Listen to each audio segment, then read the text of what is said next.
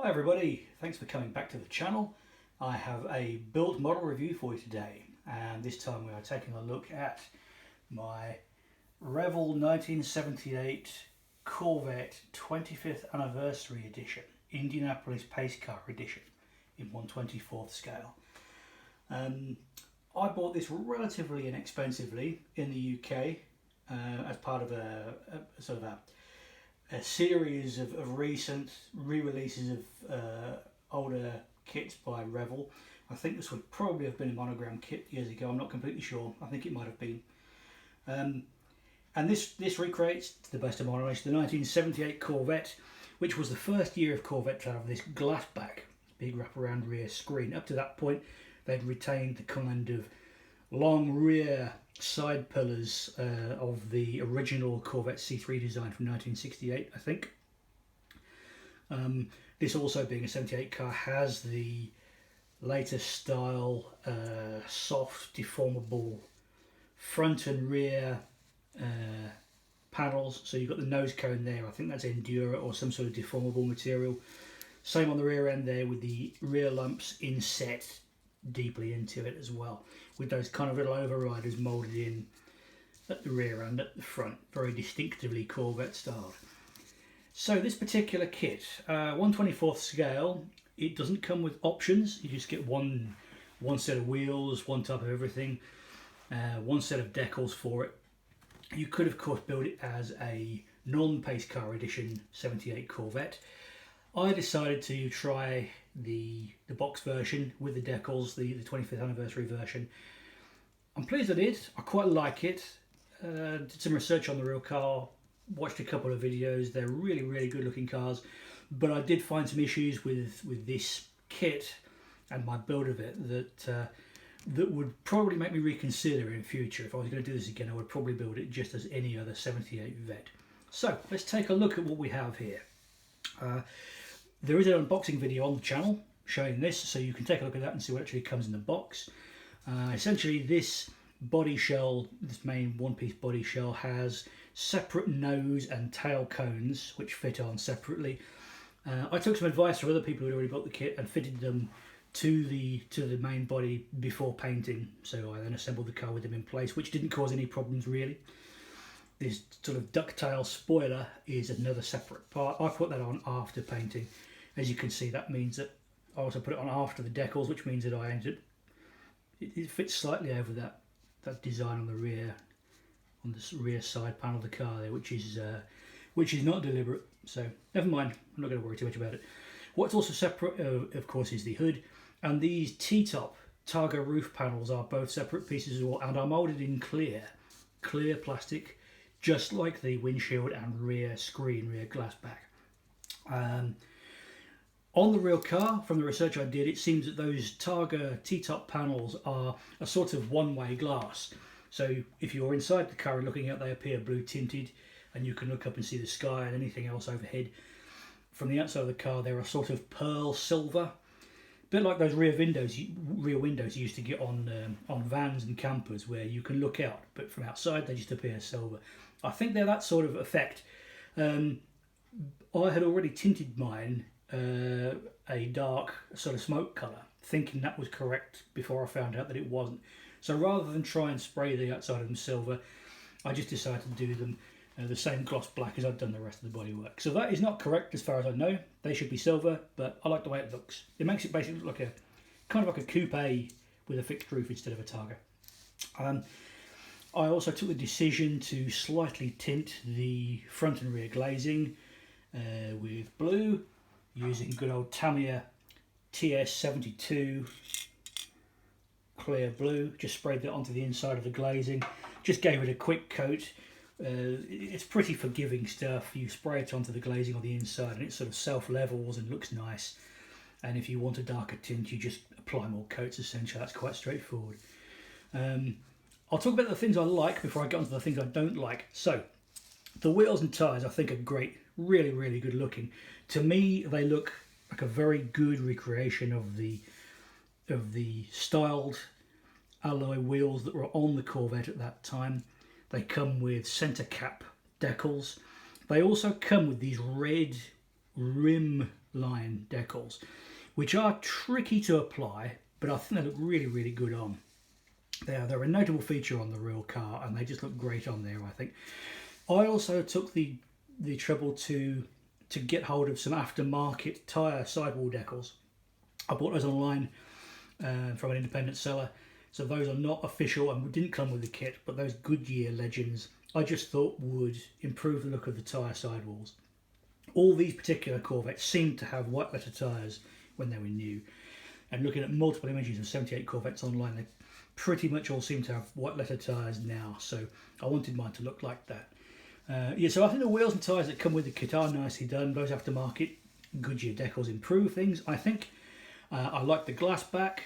The glazing, generally the two glazing pieces fit nicely, which is very helpful when they're so. The rear one is so noticeable, and the front one you've got those very slender pillars to go in, you know, to line up with. They fit really nicely. So I'm just thinking another separate piece that comes is this deep nose spoiler, chin spoiler. That's a separate piece, and as are the bullet shaped side mirrors there as well, which have to attach onto the doors, and which do come with little reflective pieces that fit into them, which is quite nice. Tail lights are in clear plastic. You need to tint those red yourself.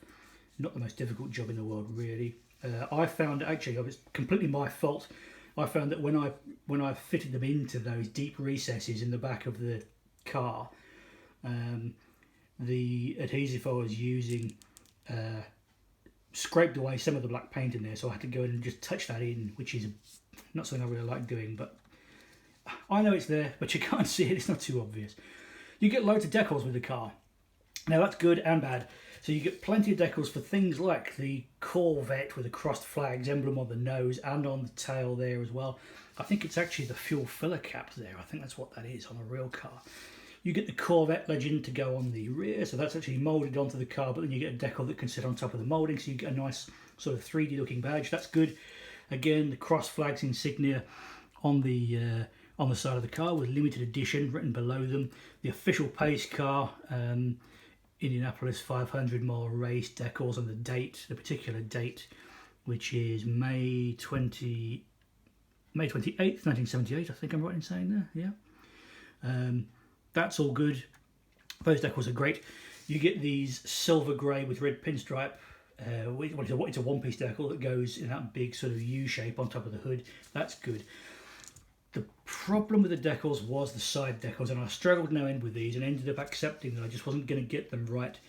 So from here, just above that marker light, forward, over the rear arch, right on the side of the car, over the front arch, and then down to the nose, over the top of the marker light there, is one decal. And it has multi-curvature surfaces to fit over. You've got the flared arch there sticking out against the curvaceous body side. You've then got that sort of slender waist. I guess Revell did what they could with it, I think, and I'm sure it can be done perfectly.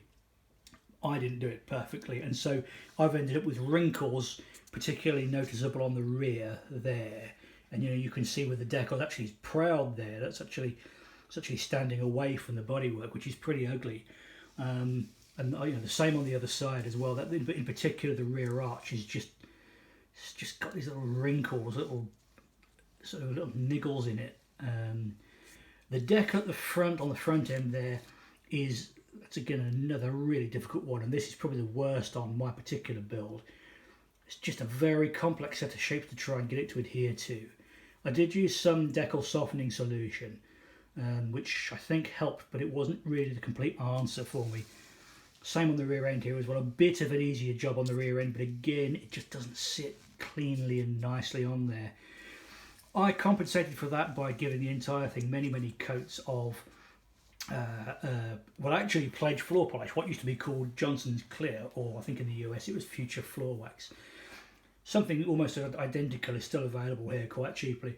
I know a lot of modelers scorn it these days and say there are so many better things on the market, but what can I say? £5 buys me a great big bottle of it that lasts for ages and seems to do the job, so I'm sticking with that. So that helped with the decal situation a bit and gave the entire car a sort of gelled together look. You can't really see where the decals are except where they're messed up, which is disappointing, as I said, but I'm not going to worry about it now. The interior is a Tamiya colour. It's an aircraft grey, so if you're building F4 Phantoms and A4 Skyhawks from the 1970s, it's the grey that they recommend for that. Seems like a good match to me for the pale grey on the inside of the 78 Pace Car Edition Corvette. And then on the exterior, I used a Tamiya Silver Leaf aerosol for the, is it Silver Leaf? I think it's Silver Leaf, for the lower part. And then I used a black enamel that I had from an auto car parts store called Halford's. I wasn't at all sure what to do with it. I don't know why I bought it really, but it ended up being ideal for this. Or at least, well, not ideal, but it was good enough for this. So, let's have a look then under the hood. I've got some fireworks going on. That's either to do with the England's success in the football yesterday or 4th of July, who knows. Looks pretty good under the hood, actually. Quite an unusual layout in a Corvette. I've never built one of these before, so I wasn't really sure what to expect. The radiator is sloping rearwards, I suppose, to give it a good surface area while fitting under the sleek hood of the Vette. The engine is well to the back, like entirely behind the front axle, and the transmission then somewhere in the middle of the car.